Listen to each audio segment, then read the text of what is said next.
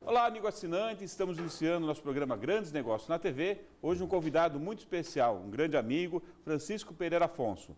Ele é empresário na nossa cidade, sócio da empresa Silmar Imóveis, foi presidente da Associação dos Corretores Imobiliárias de Guarulhos e também é ex-delegado regional do Cresce e atualmente é diretor estadual da entidade, o Cresce São Paulo. Tudo bem, Francisco? Boa tarde, Marchiori. Tudo ótimo, graças a Deus. É um prazer estar aqui com você. Prazer é todo nosso. E poder, na minha humildade aqui, tentar colaborar com alguma coisa. Bacana, Francisco. Pode Francisco mesmo? Pode ser Francisco? Sim, lógico, lógico. Francisco, eu já te conheço há um certo tempo, mas eu vi no teu histórico que você teve uma infância bem difícil, né? Seus pais são imigrantes portugueses, né? E toda vez, já no início do século, a dificuldade do imigrante japonês, português vindo para o Brasil. Como é que foi tua infância vivenciando tudo isso? Eu acho que não foi muito diferente da maioria dos empresários bem-sucedidos, né? Sempre foi uma infância humilde, não vou dizer pobre, porque quem trabalha não é pobre, né? É verdade. Então, eles vieram para cá realmente para fugir daquelas agruras lá da Europa, de guerras, de exército, né? Porque meu pai também tinha aquele problema de ser requisitado para fazer parte das Forças Armadas Portuguesas. E jovem da lavoura, você imagina, né? Teve a oportunidade de pegar uma carta de uma tia que já estava aqui e não teve dúvida, né? Falei assim, prefiro trabalhar do que morrer por uma causa dos outros, né? E ele veio aqui para o Brasil, trabalhar na lavoura aqui, na feira, casou aqui e acabou criando a família aqui. Bacana.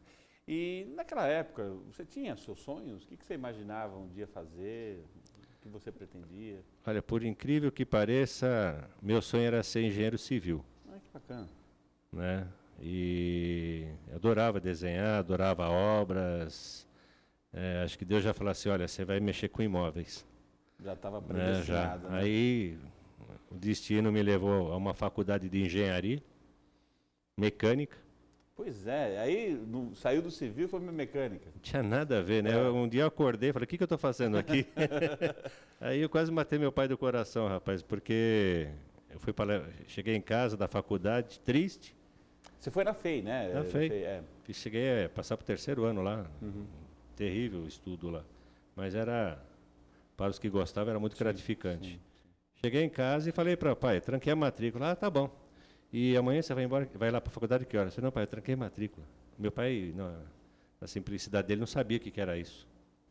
Eu esperei uns 3 dias para contar. Meu Deus. Imagina, um imigrante português, queria ver o filho formado, né, para não precisar passar por tudo aquilo que ele passou e, de repente, consegue atingir um objetivo dele, né, e, de repente, eu estou abandonando. Puxa vida. Eu imagino que foi a alegria, né, de ter a notícia de você, um filho que passou por toda essa dificuldade de ser um engenheiro, né, estar formando engenheiro numa faculdade tão importante como a FEI, e de repente o sonho acabou, você vai. Para ele acabou. É que ele não sabia o que queria dizer a palavra deserdar. Senão não já tinha feito aquele momento. Deserdar, falou, não sei se eu vou ter alguma coisa lá na frente, mas você não vai ter nada, meu. E passado esse primeiro momento, né, de você realmente ter dado esse baque no seu pai, e também uma decisão importante na sua vida, você tinha quantos anos naquela época? Olha, eu era novo, eu devia estar aí com 19 anos de idade. Com 19 anos, ter a firmeza, a maturidade, digamos assim, ou a inconsequência, né, sei lá, o que foi que te motivou para desistir da FEI, aí você se dedicou ao quê? Você foi fazer outros cursos, o que você fez? Mas, olha, acho que é a mão divina. Tá, porque eu não tinha experiência nenhuma de vida. Tá, hoje eu vejo um adolescente com 19 anos, a gente fala, é moleque, é criança. Mas quando a gente está na pele do adolescente, a gente se acha adulto. É verdade. Né, e se acha a pessoa mais inteligente do mundo. A última batatinha do pacote. Ainda mais agora com a internet, nós perdemos longe. Mas é verdade. Eu não sei o que aconteceu, eu sinceramente eu achei que aquilo... Ao lado, na minha sala, eu sempre fui uma pessoa de bons relacionamentos, O meu vizinho da carteira ao lado, o pai dele era diretor na Volkswagen.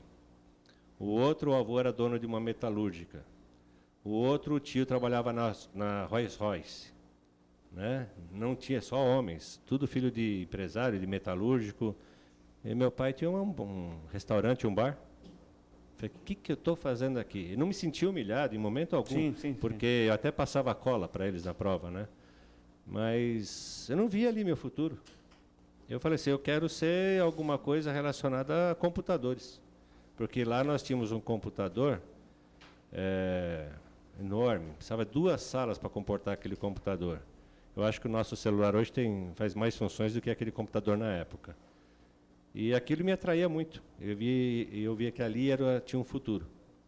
Né? Então, eu decidi fazer computação, ser um programador de computador. Estudei durante uns 2 anos, terminei o curso, peguei meu diploma, guardei na gaveta e fui trabalhar de vendedor. Em que área você foi? Industrial. Né? Porque pela facilidade de já conhecer um pouco de equipamento. E foi uma escola. Acho que essa vida de vendedor, de porta em porta, a gente ter que pegar a pastinha, acordar cedo e dormir tarde e tentar vender um produto que às vezes a pessoa não sabe que ela precisa, não é fácil. Isso aí foi uma escola, grande aprendizado, né? Foram 8 anos. E quando eu saí, eu tive um sem número de amigos empresários. E eles me apoiavam. Volta para a faculdade, vou te arrumar um emprego aqui. Bacana. Na própria Eugene, na Valmet. Mas não era o que você queria, né? Mas eu falava para eles, eu não vou sentar atrás dessa mesa, não é... Eu brincava, você está ganhando quanto até dessa mesa? Minha liberdade já era grande com eles. Sim. Eu ganho mais vendendo equipamento. Eu vendo mais na rua, passeando de carro para cá e para lá, né, debaixo de sol, de chuva, né, parecia um feirante. Mas era o que eu fazia. Acho que está no sangue, né? De ser meio cigano nesse ponto. Mas só que eu não tinha noção ainda do que seria a minha vida dali para frente. Entendi. E depois desses desafios, desse aprendizado fantástico que você deve ter tido, né? Aí você resolveu um dia e falou assim, agora eu vou trabalhar com meu pai. Foi assim ou a coisa foi construindo? Não, a mão divina continua trabalhando. Como aconteceu então? Você vê que coisa, né? Meus principais clientes eram de Cumbica. Né? Tinha Metalúrgica Morcego, tinha Cummins, e constantemente eu estava ali. E meu pai sempre teve um sócio, que era um tio.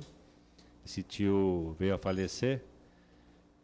E meu pai tinha a lanchonete dele, vendeu a lanchonete e entrou de sócio lá numa pequena imobiliária, constituíram uma pequena imobiliária lá no bairro. E eu comecei, na hora do almoço, eu estava sempre por ali, comecei a frequentar a imobiliária.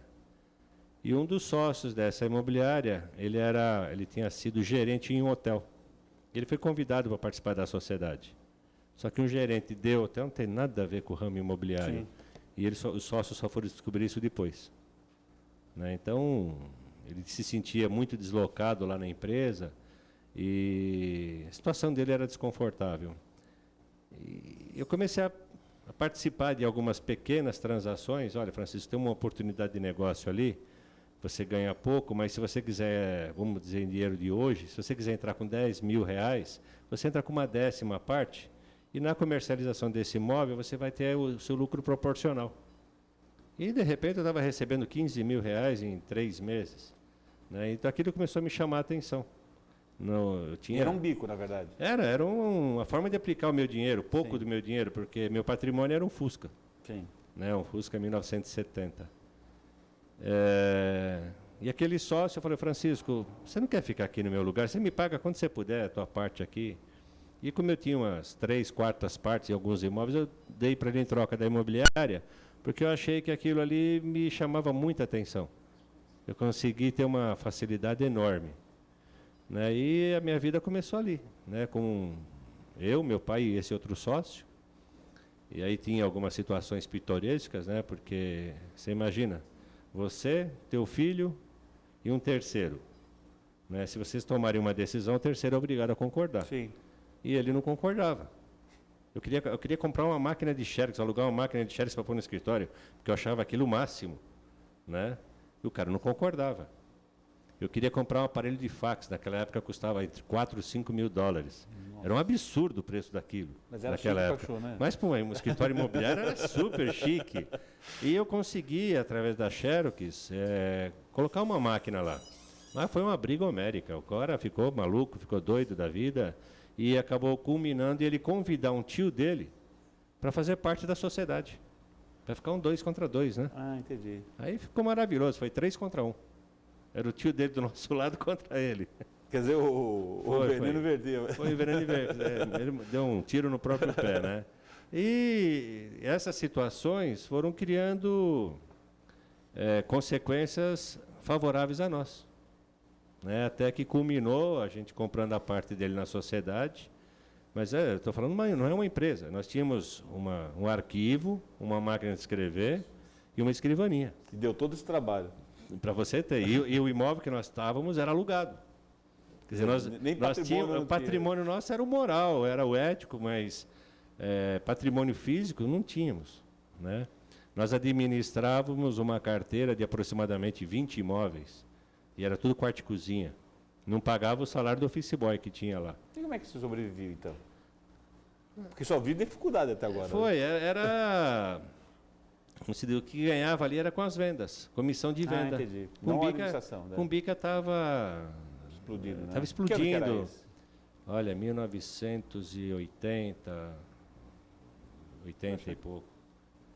Cidade satélite era mato, né? Então, comercializava-se muitos sonhos ali. Né? E os que conseguiram acreditar nesses sonhos hoje estão muito bem. Bacana.